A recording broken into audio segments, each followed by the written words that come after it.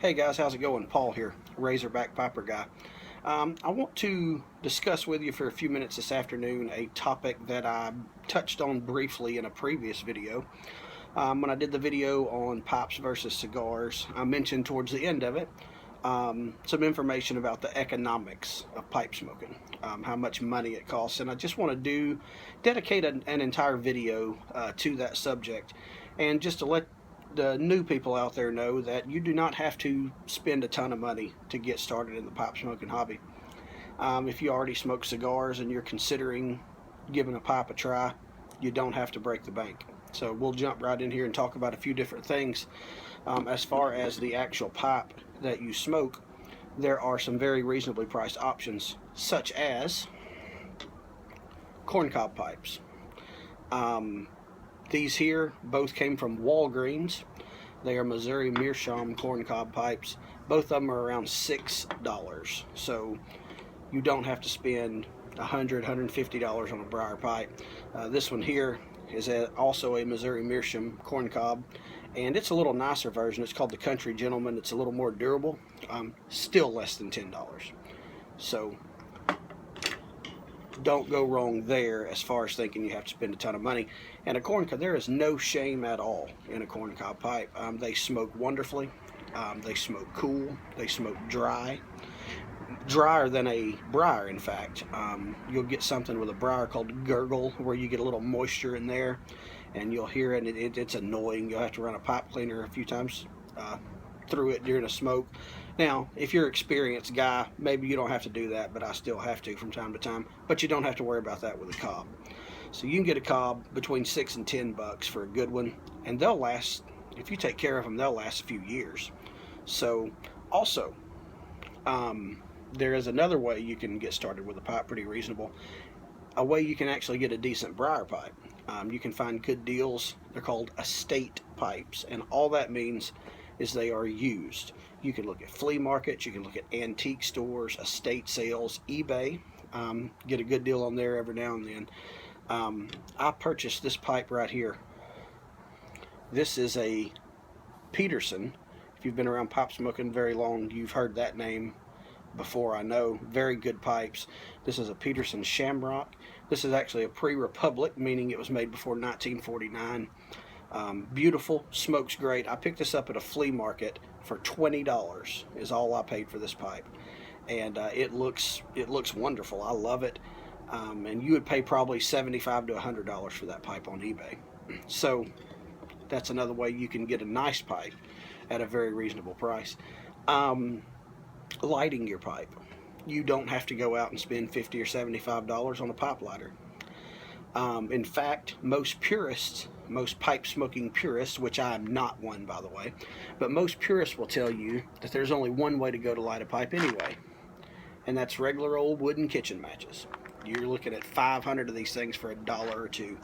So again, very cheap. Also, like I said, I'm not a purist. I have no qualms whatsoever about pulling a Bick out of my pocket and lighting my pipe, especially a corncob pipe. Now, when I'm smoking a briar pipe, I generally don't like to use a Bick because I don't want to darken the top of the rim. But on a corncob, it just doesn't matter. You can see the top of mine. It's pretty much torched. I've used a Bick so much on it. But if I wear this out in a year, who cares? It's $6. So, alright. Also, you will need something to tamp your tobacco down. If you'll notice people smoking, when the smoke dies down a little bit, they'll take a tamper, give it a quick little tamp. Now, the first 6 months I smoked a pipe, that's what I used for a tamper. Standard golf tee. Got a bag full of them, didn't have to spend a dime. After a while, I eventually purchased a tamper, and it's not an expensive thing anyway. This is called a check tool. They're about $2 or $3. But like I said, you don't even have to spend that if you've got some golf tees handy. Alright. You'll need pipe cleaners, even if you have a cob. But this pack of 100 pipe cleaners, $1 or $2. So you're not looking at a lot of money there. Now, last thing, tobacco. I mentioned my favorite tobacco in my other video when I was talking about the economics of this. Samuel Gawith St. James Flakes, my personal favorite. $11 for a tin if you buy it online. Now, that's going to give you roughly, depending on the size of your bowl, but roughly 15 bowls of tobacco, which is 73 cents a bowl. That's pretty cheap, but you can go even cheaper than that. Now, there are drugstore blends, which I don't really recommend just trying all the drugstore blends, but there are a few that are good, so you will eventually want to do that. I enjoy Carter Hall on a fairly regular basis. Probably once a week at least, I'll fire up a bowl of Carter Hall. It's pretty good stuff. Some of it's not so good. When I first started pipe smoking, my first tobacco ever was a drugstore aromatic tobacco, and it just darn near turned me off of the pipe smoking hobby altogether. It was terrible. Now, that's just my opinion. Your mileage may vary, but that's really a topic for another day. We'll probably do a video on that eventually. But there are very good quality tobaccos to be had for very reasonable prices. One of the best ones, in my opinion, Peter Stokkebye is the name of the brand. They sell a lot of bulk tobaccos. They don't do a lot in tins. Matter of fact, I don't know if they do any in tins, but they do a lot of bulk stuff, and it's very reasonable, $2 or $3 an ounce. You can actually find pipesandcigars.com will do specials on them where they are $1.75 an ounce. They have tons of different blends. They have aromatics. They have Virginias, Virginia Periques. They have English blends that are great tasting tobaccos and great quality.